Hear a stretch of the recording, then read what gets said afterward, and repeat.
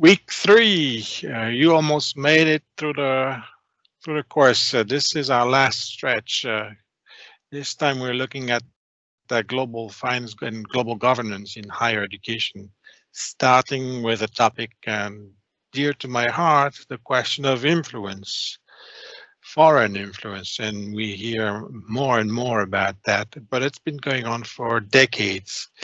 And we'll see this later on this week with my book on the influence of American foundations in Africa and in the development of universities in Africa. But this time you're going to listen to two panels on this particular topic of influence. Alina, what do you think? I think one of the videos, it's an interview actually with Jenny Lee from University of Arizona, and she speaks about neo-racism and about the China threat and where this syntagm started and how it started and what it actually means to higher education. And I would encourage you to take notes on specifically on this topic, like what does China threat means, and you will see different angles of approach, and one focuses on language, for example, and publications and research and all that. So I am really looking forward to hear your opinions if China really is a threat to higher education in America. And then the other panel is actually, I think, at the University of Berkeley, and the response to the political context that was really stringent on certain international students, and what was the response of various offices of University of Berkeley. All right, so again, bring 3 points from the videos and from the speakers and choose 3 articles. Comment, bring those remarks to class tomorrow for our synchronous session. See you soon. Bye.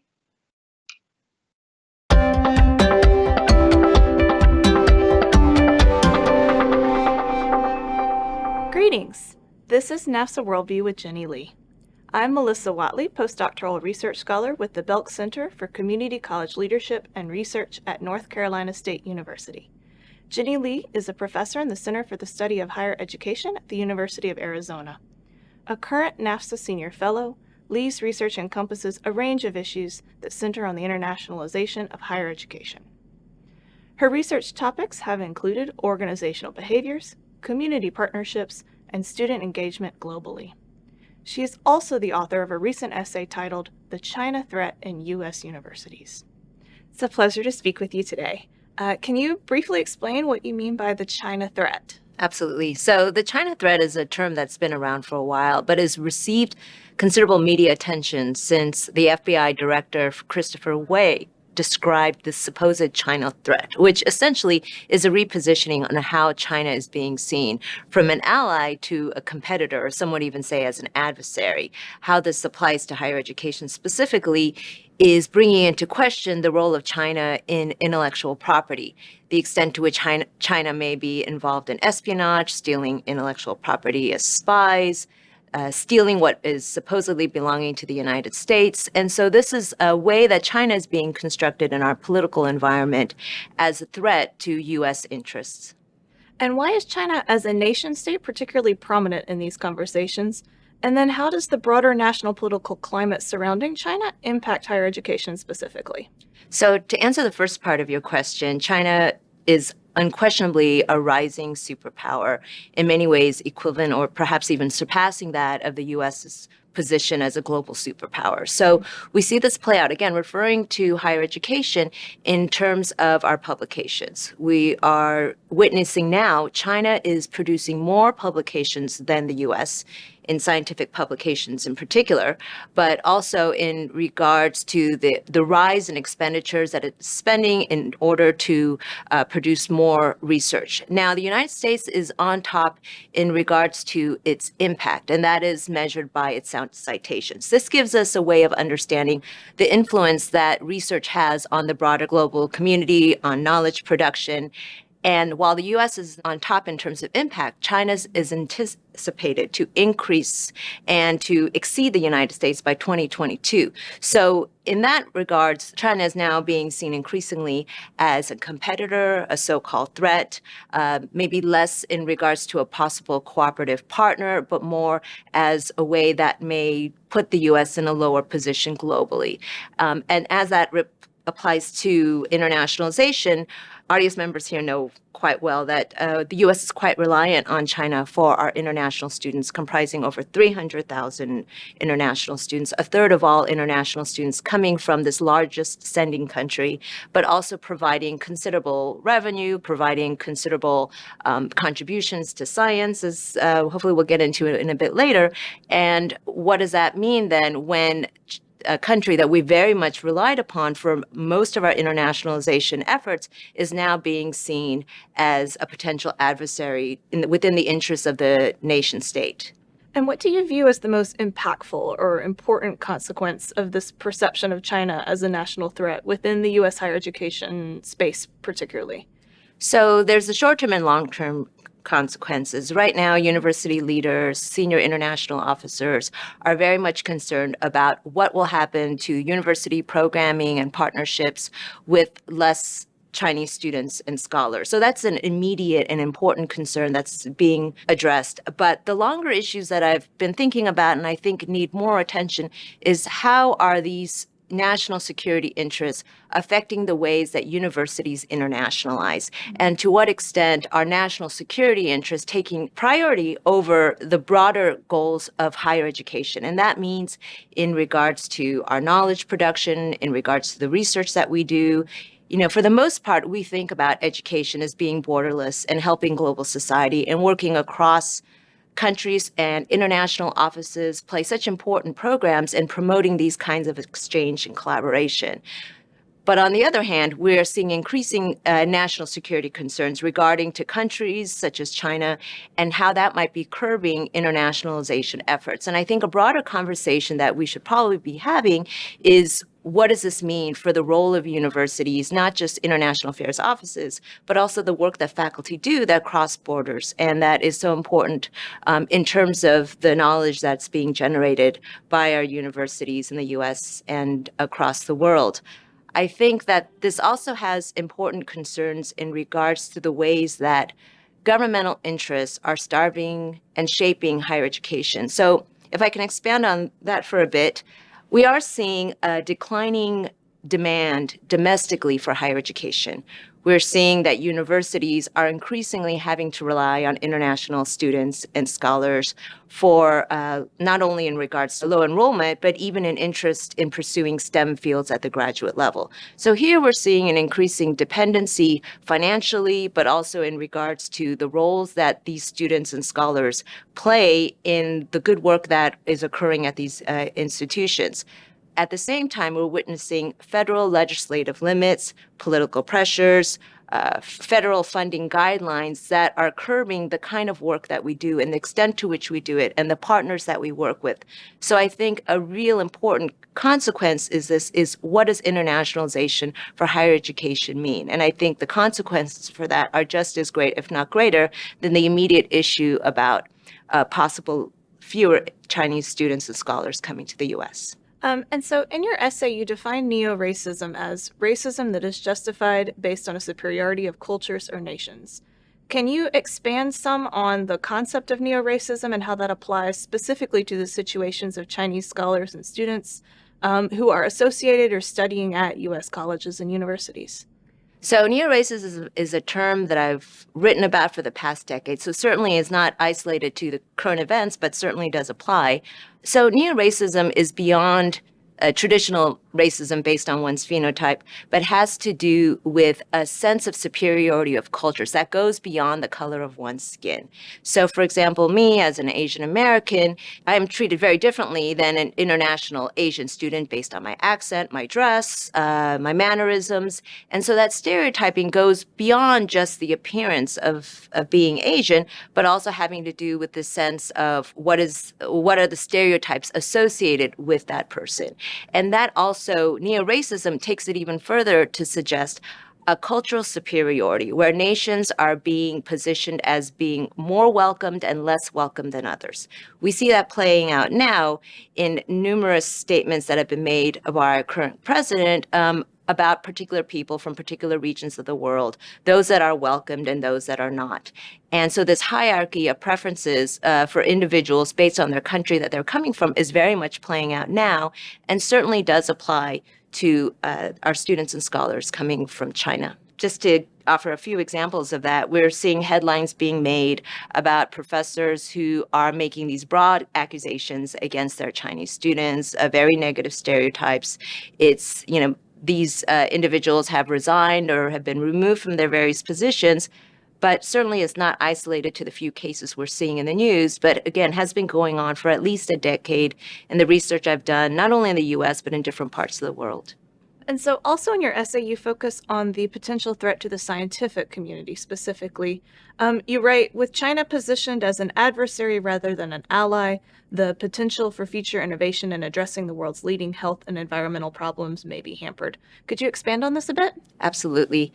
So the U.S., again, is well known as an important producer of scientific knowledge. And we are seeing a rise of publications that are collaborative across countries. The U.S. is the largest international collaborator of scientific research as measured by authors and their affiliations in different parts of the world. So the U.S. is on top, and this trend has been increasing, but its largest collaborator is with China, and China's largest collaborator is with the U.S. Mm-hmm. So amidst all these federal proposals and pressures to limit ties between these countries, there will be an effect in regards to the extent of scientific collaboration that is occurring.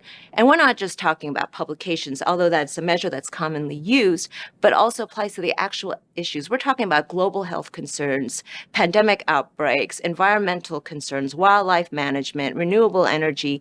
And China and the U.S. have had this agreement to engage in bilateral research since the 70s. And so, again, that is being questioned. The extent to which these kind of arrangements will be renewed and continued is unknown, but these will be serious consequences beyond the interests of the U.S. or China's security, but in regards to some of the broader global issues that may not be studied in the same ways or the extent to which they will be studied collaboratively if these types of relationships are being limited. What advice or recommendations would you give to senior international officers, others in the field, who have to respond to a political climate where Chinese students and scholars are perceived as threats? I think mostly what we've seen from our major associations and university leaders is compliance, in complying with the FBI and complying with political pressures to help monitor, perhaps even surveil Chinese students and scholars. I think that universities as institutions of higher learning should actually be in the front end in talking about the contributions that these students make, not just that we rely on them for revenue, but the important work that they do and how we are able to maintain our status in being in world-class universities. The U.S. is a global superpower. Much of that is through the contributions of our immigrants and including our international students and scholars. And I think that universities, more than comply, need to be in the front end in advocating on behalf of these individuals. We've seen a few isolated cases of scientists possibly not following reporting guidelines, possibly being connected to China, and yet we have hundreds of thousands more that are being affected by these sweeping generalizations that they are spies and here with ill intent.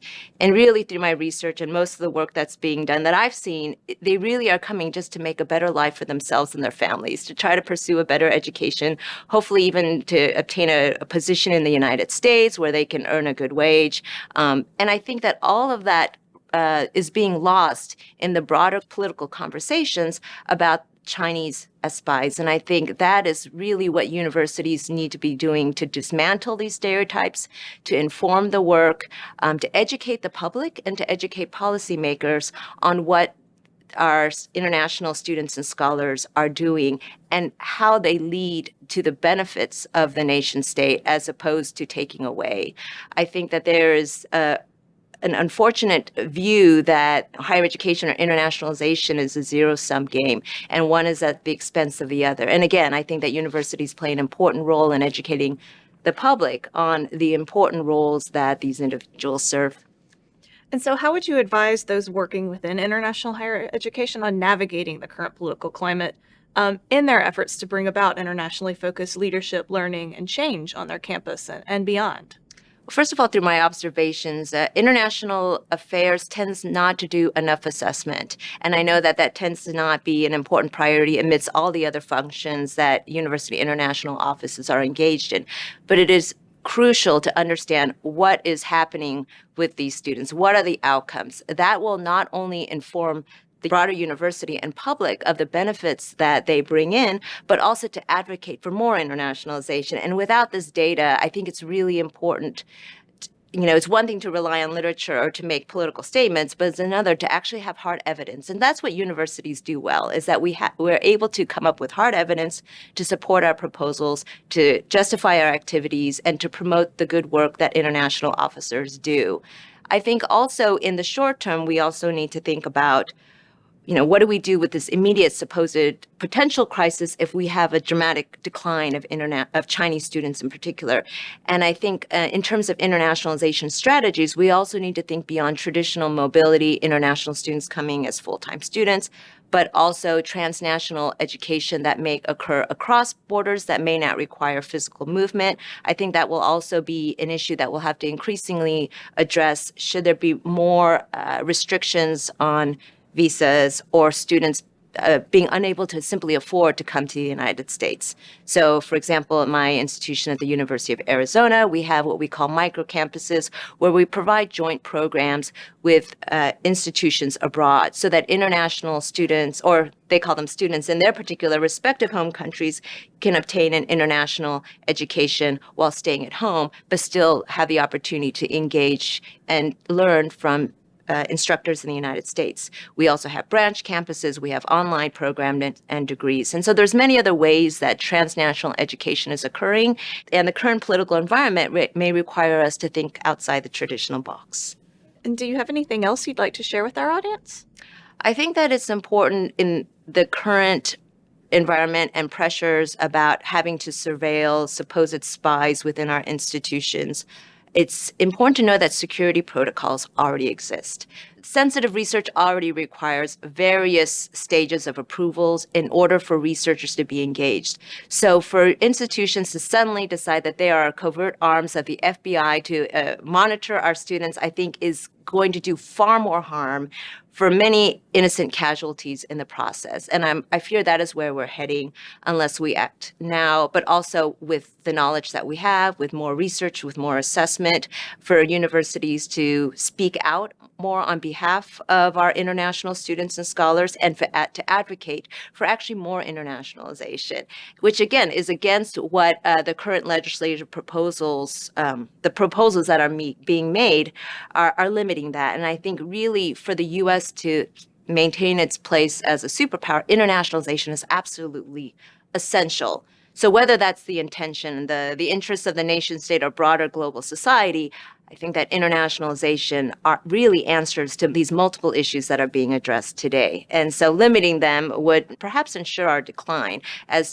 but rather we need to be thinking about ways that we can promote even more internationalization effectively and creatively. Thank you again for speaking with me today. Thanks for having me.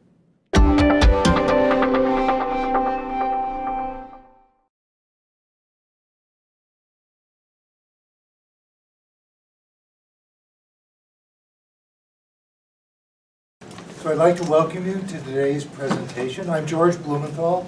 I'm the director of the Center for Studies in Higher Education, and I'm really pleased that we're able to bring to you a panel talking about foreign influence, rhetoric, and internationalization at UC Berkeley.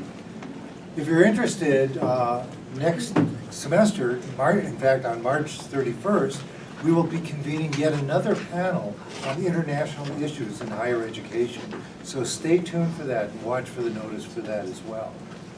But today's panel of distinguished guests, I'm really pleased that they were able to take the time out of their busy schedule to be with us today. I'm going to introduce the convener of this panel, Lisa Alvarez-Cohen, who is the Vice Provost for Academic Planning and Senior International Officer at Berkeley.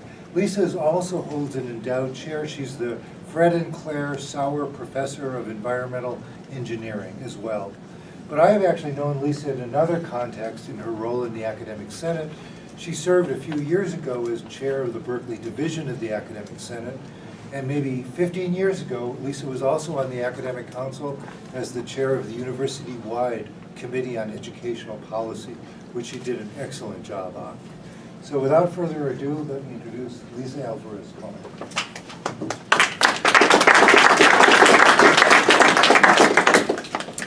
Thank you, George. I really appreciate that. And thanks to all of you for inviting us to speak to you today. It's really a pleasure for us to be here to talk to you about such an important topic. What I want to focus on today and what our panel will talk about today, I'll be introducing them in a moment. I want to talk about the rise in global and national influence and how they relate to higher education in general, the research community, and the Berkeley campus in particular. The impetus, I believe, for George inviting us here is that we have been, on this campus, we have an international engagement policy task force that has been tasked by the Chancellor and Provost to actually think deeply about global engagement, what it means to our campus community, and how we might go forward in a way that allows us to take full advantage of the wonderful elements of global engagement while still being in compliance with whatever federal rules are associated with that. The format of this overall discussion will be, first I will introduce the panelists and then give them each about 5 minutes to tell you what's on their mind. And then we'll go through a couple of general questions, allowing them to address those. Then we'll open it up to Q&A to hear from all of you. The way this all started was in about 2018, UCOP, the UC Office of the President, decided that the push by federal agencies to start looking more carefully at campuses and look at global engagement was something that we needed to get out in front of. And so they put together 2 tiger teams, you gotta love that. 2 tiger teams whose short-term work was to figure out what the Office of the President and then what the campuses in general should be doing in response to this overall interest in international engagement and the threats associated with it, potentially. They put together a tiger team that was looking at international agreements, and then another tiger team that was looking at international visitors, including students and faculty and other visitors as well. So these tiger teams put together their reports, and their reports generally had a series of recommendations. So what we did here was Randy and I partnered together to co-chair the International Engagement Policy Task Force, which is, by the way, wrapping up its work. We had our last meeting, yay! And we'll have a draft report that will be coming out for people to take a look at and to provide input to. And then we'll have a final report that will come out in the spring. So these will be broadly distributed and communicated.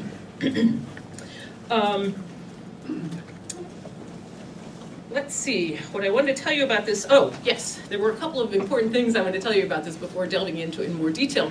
One is that as Senior International Officer, I meet with the other Senior International Officers of the other UC campuses. I also meet with the other Senior International Officers of the Pac-12.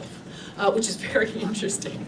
But what I want to tell you is in mobilizing this task force so quickly on our campus, we really got out in front of the other campuses. And this is great because what we wanted to do was, our thought was what we do can be used as a model for the other campuses so that they can have a template, as opposed to having to see somebody else's template and follow their lead.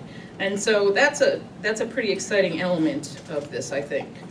The task force was structured with 3 different groups. One to cover international agreements. These are similar to the Tiger Team breakdowns. One to cover visitors. And then the third one that's really important to us as a community is for the communications part. Because you might have seen the Chancellor's announcement last semester about our sense of community as a campus and our thoughts about supporting and really appreciating our international collaborations. And so as part of this overall process, the communications group, as a matter of fact, has come up with principles of international engagement, which are similar to our principles of community and based upon those sorts of things. And so I hope when the report comes out, you're interested to read it. So this task force was made up of a combination of people.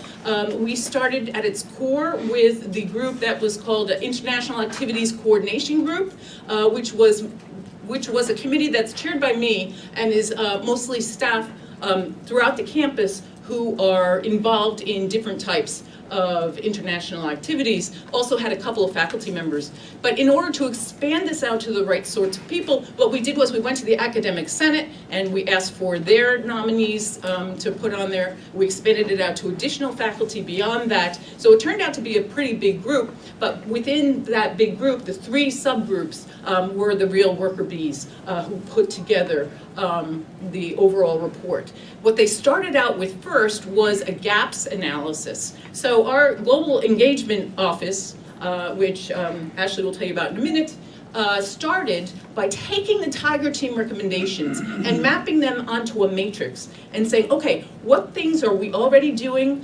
What things are we missing? What things should be assigned to who? And then those were distributed out to the 3 subgroups, and then the 3 subgroups started to do their work and came up with a series of recommendations, which we'll hear some more about. Okay, with that as a setup, so that you understand the sorts of work we've been involved in, I'd now like to introduce our different panelists, and then we'll go through and allow them to have opening remarks. I want to start with Randy Katz. Randy Katz is the Vice Chancellor for Research and my partner in crime on this as the co-chair for the task force. Randy has a vastly large portfolio on this campus, as you can imagine. We're a big research university, and so all of research falls under Randy. That means all of the ORUs, that means all of the museums, that means SPO, that means IPIRA. They're all in Randy's portfolio. So he's got primary leadership in research policy, planning, and administration, including relations between the university and industry, research compliance, etc. Next on my list is Gina Banks-Daly, who is the Director of Federal Government Relations in the Office of Government and Community Relations. So as you can imagine, that's going to be a really important element of our communication strategy. She works to maintain a positive relationship with the Congress and executive branches of government and serves in leadership capacities for the Association for American Universities, the Association of Public and Land Grant Universities, APLU, and she's been directly involved in advocacy at both the local and the federal level. Next, we have Pat Schlesinger, excuse me, who serves as the Assistant Vice Chancellor for Research Administration and Compliance. Includes oversight of Berkeley's sponsored project office, which you all are familiar with, the Office for Protection of Human Subjects, Office of Animal Care, Conflict of Interest Committee, and Export Control. Export Control, that's a very important one of this task force. Pat also serves as the campus Research Integrity Officer. I didn't even realize that we had an officer for research integrity. That is so cool. And is a board member of the National Council on Community Government Relations and chair of its Contracts and Intellectual Property Committee.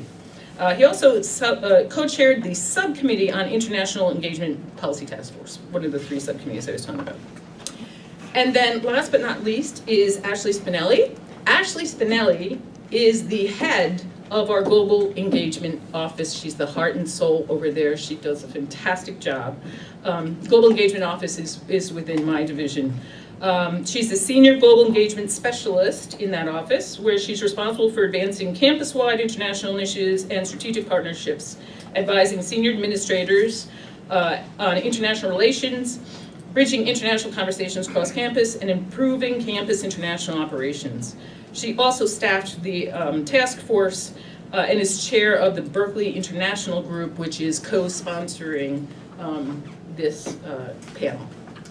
So with that, I will turn things over to Randy, and what I'd like you to discuss is the current federal government concerns about foreign influence and impact this is having on higher education and or UC Berkeley from your perspective and role on campus. Randy. Thank you, Lisa. Hopefully I'm speaking loud enough so everyone in the back of the room can hear. I just want to use this opportunity, first of all, to thank you all for coming and being interested in this topic. It's a pretty big one for both our campus and for universities in the United States. And I want to kind of set the table by how I began to hear about this particular issue. I have to say that after being on the campus for 36 years, this is the first time I've really heard the term research security or research protection. It's a new terminology that has emerged over the last year or two. And probably about 2 years ago, I first really started hearing about issues that were being brought up in Congress about foreign engagements of a variety of kind, particularly in terms of research. So the issues first emerged under the National Defense Authorization Act, the funding for the Department of Defense a couple years ago, where there was language that was inserted about really an effort to restrict how universities were working with particular sensitive countries in terms of our research collaboration. And this is in the context at the time, 2017, where our campus was talking very actively with a set of universities and other entities in China to work together on establishing a new university in, I think, Sichuan province, Chengdu area. So a lot of discussion was going on about partnering and collaborating with both municipal, provincial, universities, and industries to develop 21st century higher education infrastructure in China. And against that background is the funding for the Defense Department was basically saying along the lines of universities funded by the Department of Defense will no longer be able to work with any entities that are located in this list of countries. China is on the list, North Korea is on the list. I don't know how much work we do with North Korea, but Iran is on the list, and so on. So there's a set of countries that are sort of problematic countries on that list. This was followed by testimony in front of the Senate Intelligence Committee about foreign engagements and foreign research compromises that had been reported both in the press, and the director of the Federal Bureau of Investigation, Christopher Wray, testified at that particular hearing.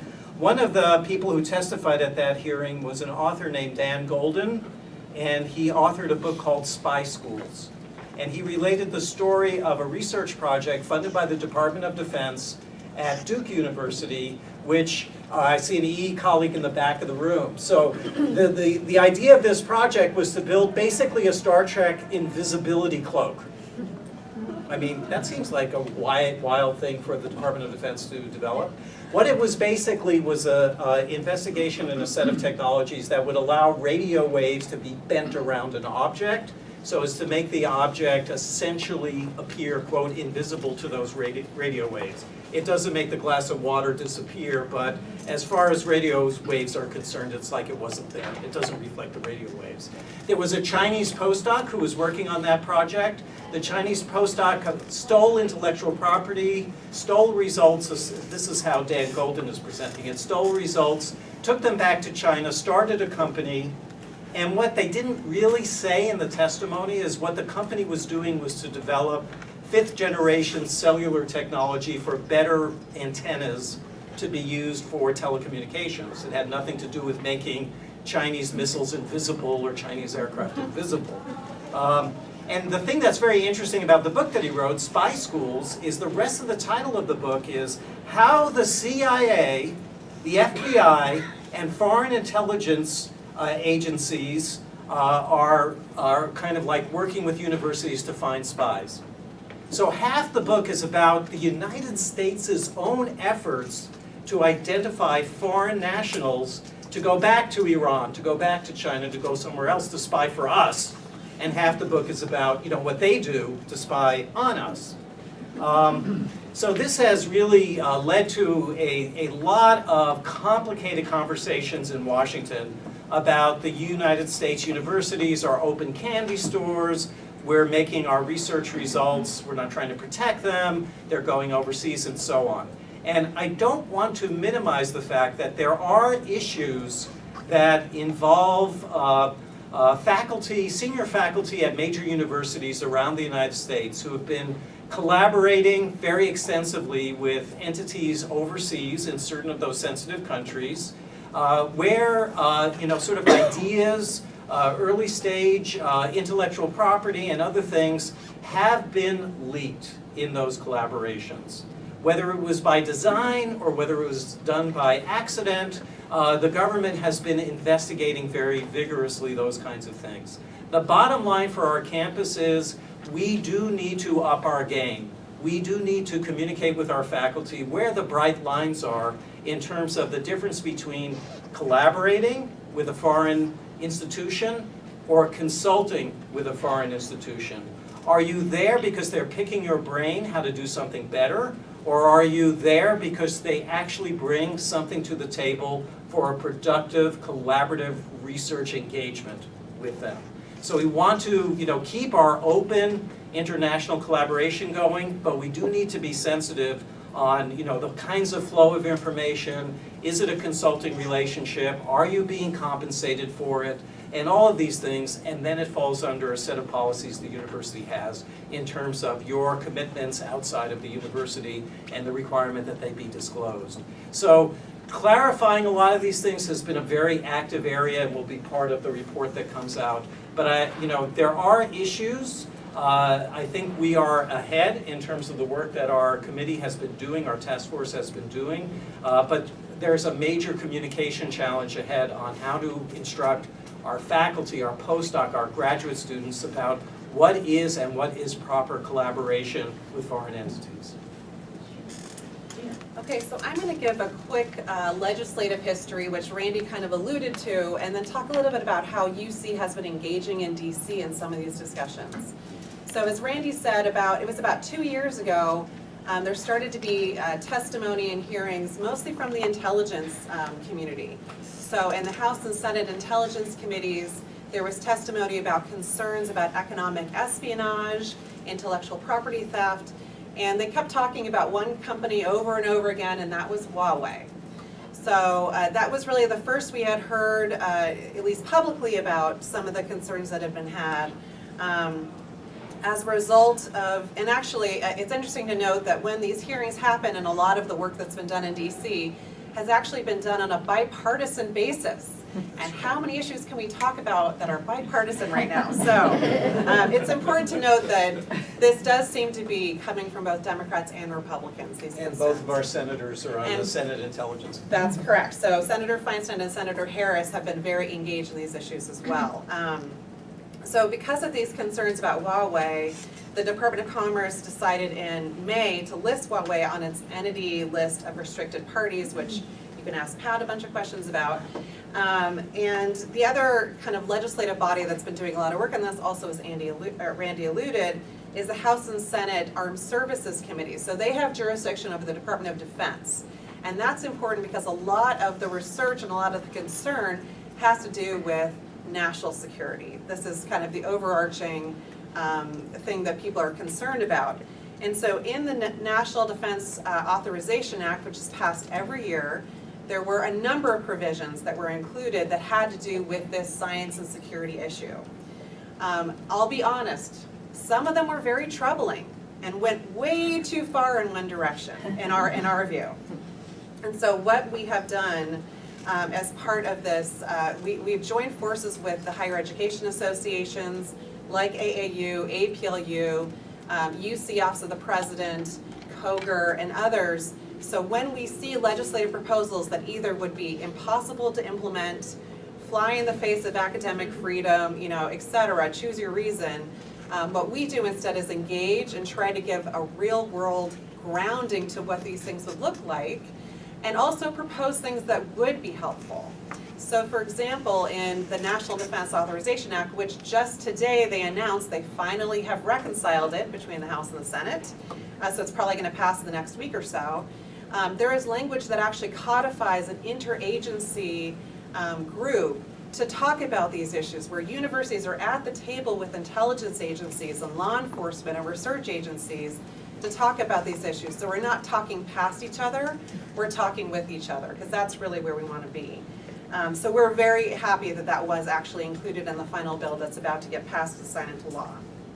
The other really important legislative history I want to talk about is the Office of Science and Technology Policy, which is in the White House, has convened a group called JCORE, the Joint Committee on the Research Environment.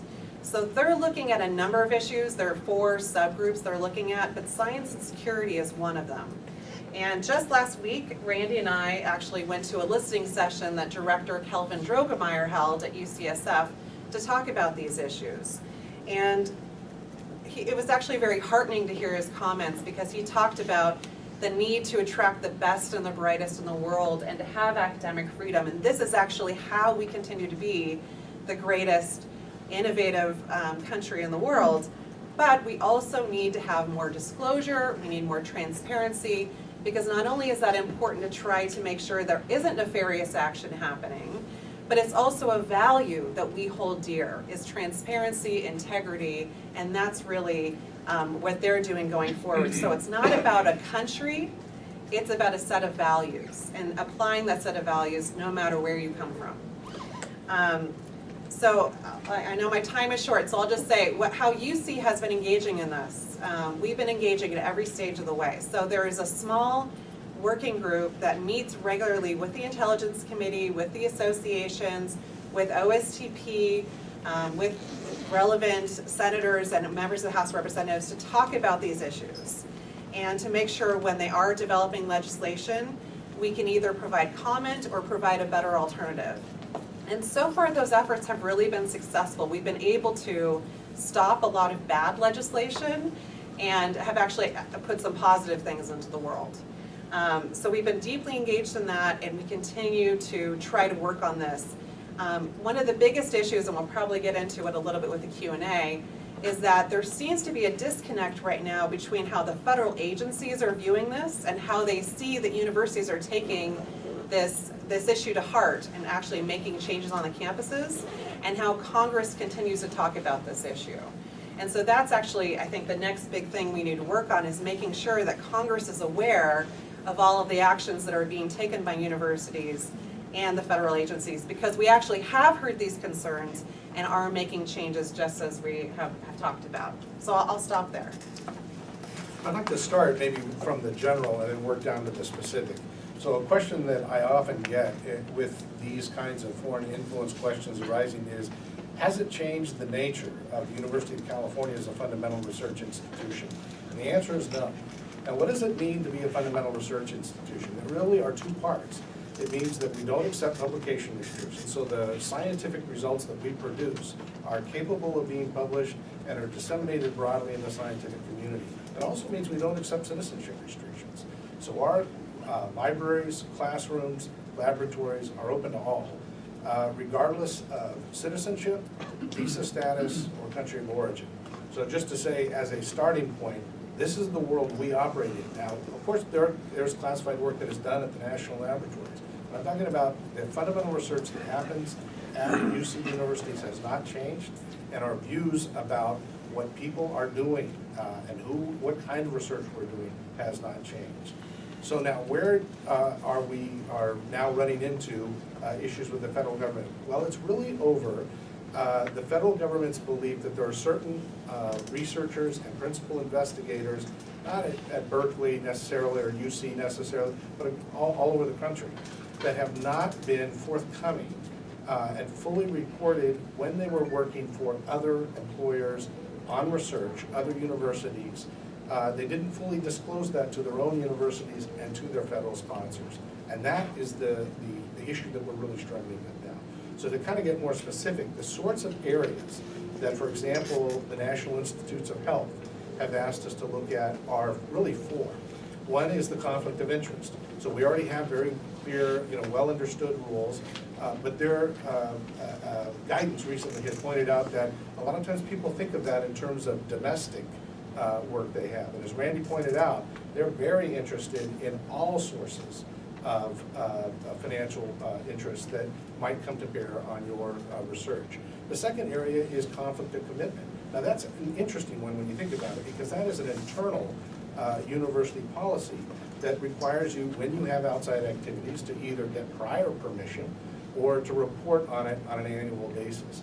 But those are the sorts of items of information that they feel have not been adequately reported to the institutions. And NIH will be the first to tell you, hey, we think the universities are not trying to hide stuff from us, that they're not getting the information in the first place. The other two areas are what is sometimes known as other support by NIH or current and pending support by other federal sponsors. And that is basically, if you've got other projects that are funding your research they want to hear about. Now, I've got to say, this is one of the things that has kind of changed, because I think most people feel that, well, what they were reporting under current and pending support were other projects funded at that university, right? I have an NSF grant, I also have an NIH grant, and then I get another NSF grant. Those three things get reported under current and pending support. They've all come to Berkeley, they're all funding my research. A lot of researchers, I think, thought that, well, if I have a 9-month appointment, what I do on my the other 3 months or on my own time, that is totally not of interest to the federal sponsors. I should say that's not their view. What they are saying is, we might have made a different choice about whether to fund you or at what level to fund you if we knew that you were also a professor at another university and had significant resources there to do your work. So that has become an area of contention. And they want to know about the affiliations. And so even things like, where you would put on your bio sketch, the other universities you work for, now they want to say, look, you either put it there, and if there are page limitations, then put it under your other support if you're getting any kind of significant financial resources. And then the final area is foreign component. And one can imagine, given the current environment, that they're very interested in that. I think most of us thought, prior to about a year ago, that if it was going to have to be some significant part of that NIH-funded project, let's say, that was performed overseas that would be reported. Now they're saying if there's any other kind of even in-kind resources that you're getting that relate to your project, they want to see that. So why are we taking such a strict or a strong response to this? Partially because we're seeing strong enforcement actions. So there have been investigation letters issued across the country. There are over 250 researchers involved, some of whom have already been terminated as a result of not reporting. And we finally have a criminal indictment of a university professor who did not acknowledge that he was getting support in the summer from another Chinese university, while he was also claiming summer support from the U.S. Now, I mean, I think some of us would look at that and go, well, look, that's your standard double dipping. Of course, that's not correct. But I don't think people expected to see a criminal indictment based on that. And basically, there was a count for each agency, and because he had turned the forms in electronically to his office that were not true, he also had a count of wire fraud. And we'll see if he's convicted. But it is a totally changed environment. So that's essentially what we're working with, and what we're doing in response to that is continually not only monitoring what the agencies are doing, updating our own guidance pages, and performing more one-on-one training or group-by-group type of training. And with that, maybe I'll turn it over to Ashley. Great. So I approach this from a slightly different perspective. I work out of the Global Engagement Office, which is the central international office at the UC Berkeley campus. But to put this into context, we, within my office, we're a 3-person staff. We do report up to senior administration, but our office is not responsible for policing or mandating where international partnerships are formed. Our administration takes a very decentralized approach. International partnerships are happening across the Berkeley campus all the time, whether that's faculty-to-faculty collaborations, study abroad programs, inbound international student programs, and these are determined by the individual colleges, schools, organized research units, or individual actors, faculty, administrators, who are initiating those partnerships. So with this backdrop, the task that we create a streamlined one of the things that the Office of the President asked us to do is to create a streamlined process for vetting international partnerships. At a university like UC Berkeley, that's a very tall order. So our approach was to kind of first look at our campus operations. One point that I want to hone in on is that the campus and the committee and the task force was very focused on remaining open to international visitors, scholars, and students. This is critically important to our academic enterprise and our research. If we're not engaging globally, we are not going to be a globally recognized campus. That's just a fact. So there is no intention to close in. There is no interest in scrutinizing partnerships only because they're from a certain country. What we wanted to do is create a kind of balanced, streamlined approach so that practices were applied consistently, so we don't have people in offices unintentionally, hearing something in the news and imposing that bias or concern on their decision as to whether to move forward with the partnership. So putting some practices into place that would help the campus conduct due diligence, whether something is happening with senior administration or in a small organized research unit. Just a few notes about the task force. A lot of the compliance and risk management gaps that have been identified by the group, again, the reports have not yet been distributed, so I'm going to talk kind of high level rather than specific recommendations that have come out, are due to a product of this decentralized nature, so it's very hard to put in checks and balances at every step of the way to ensure that we are always in compliance, but what we can do is communicate effectively and ensure that some best practices are disseminated. Again, on a large campus like UC Berkeley, communicating to all of our faculty who are doing research internationally, I would imagine that the majority of faculty members have some sort of international collaboration on this campus. So this is a very challenging topic for us. Decisions about international partnerships, like I mentioned, do not flow through a central office. So my office within Global Engagement is there to support and provide resources, but we do not issue a final, yes, you can proceed, no, you can't. And that creates some challenges for the campus, but it also is part of the bread and butter of UC Berkeley. We trust our faculty, we trust our administrators to form partnerships that they deem most important for their activities. Some of the areas that we've been looking at as major challenges with this backdrop, outreach and communication, just reaching all of the corners of this enormous campus is a huge challenge. There will be some recommendations in the report about ways that can be done more effectively, especially communicating the importance of international activities to our campus climate. We welcome international students, scholars, visitors. This is essential for UC Berkeley to continue to be the leading university that it has been. So outreach and communication, not just about compliance, but about the importance of this work to our campus. Augmented resources.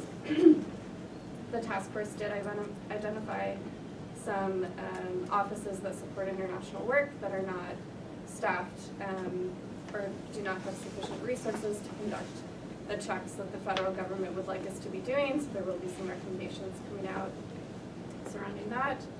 Improving our protocol for visiting researchers and scholars, so ensuring that the various units around campus that are bringing in researchers to Berkeley have some kind of standard best practices, and also the support from the central office when they have questions. Export control, we're looking at increasing the scale of that. Export control, had you asked me 12 months ago, was not something that I lived and breathed. I'm much more in the international partnerships, study abroad, bringing international students, so export control is a very new area that I've been engaged in, but increasing the education and outreach about what export control is, why it's important, and putting some screening practices in place where they're needed is one of the recommendations that will be coming out.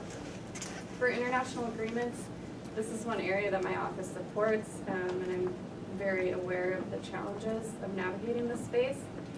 Like many things on this campus, the process to develop and implement an international agreement, so anything that carries a signature, is very complex. There's many offices that support this work. International partners propose a variety of international agreements with different names, different terms. So finding the domain experts on campus can be a challenge. That's one of the areas that my office supports and hopes to continue to strengthen, but also communicating to the campus who their resources are so that they can rely on those domain experts and don't inadvertently sign something that would put them at risk for their research funding. International gifts, there has been some elevated scrutiny of foreign gift reporting, as you've likely seen in the news. So the Office University Development and Alumni Relations has already separated aside from the task force, is working on upping their gift acceptance policy in order to ensure that Berkeley is not accepting gifts from donors that would cause a reputational risk. And then screening and compliance tools.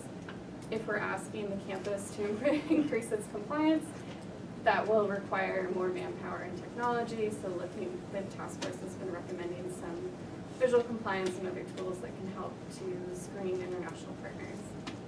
So with that, I will stop. Thank you. Okay, let's start with a question about Berkeley is a member of YARU, which is the International Association of Research Universities. And at the last meeting of this organization, they meet about twice a year. It's an organization of research universities throughout the world, and they're really the high-level, well-known, well-respected research universities. One of the issues that came out at our last meeting was the worry that the rise in populist governments all over the world has the potential for causing a real disruption of international engagement due to the stoking of fears of foreign influence. That's not happening just here, but that's happening all over the world. Given that, from your perspectives and role on campus, what do you think are the biggest concerns that challenge our campus in global engagement, and what can we do about it? Small question. Yeah. Okay. So I think University of California has a very rich, maybe even colorful history with respect to some of these issues. So I think that some of the underlying principal policies, like we will accept no sponsored research projects that have as a prerequisite that they discriminate based on national origin, goes back to the loyalty oath controversy of the 1950s. I suspect that's the historical background. So having a sort of open, free, scholarly exchange environment on campus that does not discriminate against national origin. We do not do, sort of confidential research on the campus. Everything is intended to be published. I think really sort of has its roots in the challenge to academic freedom that scare of the 1950s sort of introduced. So one of the most important things is to remember our underlying principles, and in the way in we operate, and the way in we communicate, and the way in which we advocate, to advocate for those academic freedom principles. And then a very big concern that we have is the way that this will have an impact on campus climate. So again, hearkening back to the loyalty oath controversy of the 1950s, If you are young enough to not know what the heck I'm talking about, check out the Wikipedia University of California Loyalty Oath. It basically was as a prerequisite for employment at the University of California, you had to attest that you were not a communist, had never been a communist, had never advocated for the overthrow of the United States government. Talk about academic freedom, you know, it's kind of, so I mean in the current environment, are you from one of the countries on the sensitive country list? Are you a Chinese or Chinese American faculty member, postdoc, graduate student? Do people around you suddenly feel that you're spying for the Chinese government? Are they saying snide, nasty things about you? Are they making sort of passive-aggressive jokes about where your actual loyalty resides, the United States or some foreign country? It could also be Iran, or it could be Korea, or it could be almost anything else. This is not tolerable on our campus, and that was in part the motivation for the communication from the Chancellor, the Provost, and myself approximately a year ago, or towards the beginning of the year, to remember what our underlying principles are, to have an open, accepting kind of environment on the campus as one of our core fundamental principles. Good, thank you, Regina. Well, actually, it's interesting, the idea of the campus culture and the culture needing to be really at the forefront of trying to push back against any sort of closing in that might happen as a result of the rise of populism.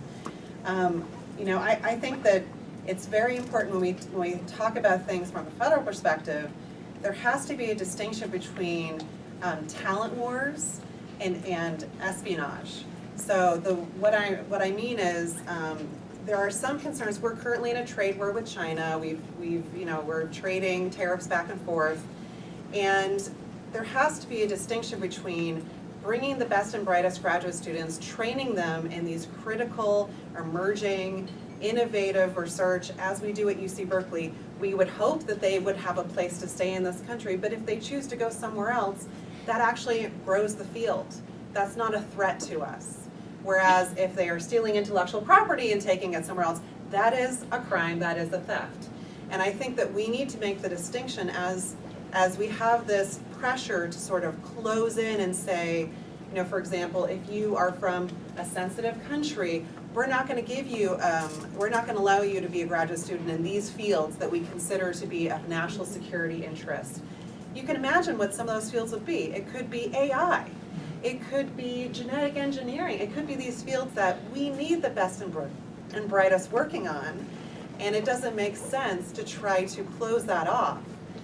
What I think we should do is try to make an environment as welcoming as possible so people will stay. So that when we have the best and brightest on our campus, they want to stay and we allow them to do so. Yeah, I just add, you know, as a global university, we're, you know, committed to international research as part of our DNA. And it's getting bigger, it's not getting smaller, right? So we have to figure out how do we thread that needle between greater concerns from the federal government and our own expanding international research portfolio, because you know our researchers aren't trying to cure cancer for the United States or come up with more sustainable energy for the United States. They're trying to do it for the world. So I think the way you get to that solution is make sure, well, it's kind of twofold. One is you have to make sure you're doing what you're supposed to be doing already, right? Which is, you know, to the extent that we are required to disclose things, we need to make sure we're doing a good job disclosing those items, and we talked about that earlier. The second thing is to make sure that we don't see backsliding on what the different roles of institutions are at the federal level. That's how we have to stay engaged with them, because you know we are seeing some statements, fortunately not from the agencies that you know really understand this issue, but we are seeing you know from congressional staffers and things like that. Well, maybe you know not all bits of fundamental research really should be released. And it's like that's what fundamental research is. It's like saying I'm not going to publish everything that will go into the public domain. That's what that is, right? So you could decide you would not fund something necessarily as fundamental research. That's a policy decision for Congress to make. But in terms of changing and blurring lines, I think that's when we would really have a problem. Not only in terms of what we do, but just you know the whole research enterprise in the United States.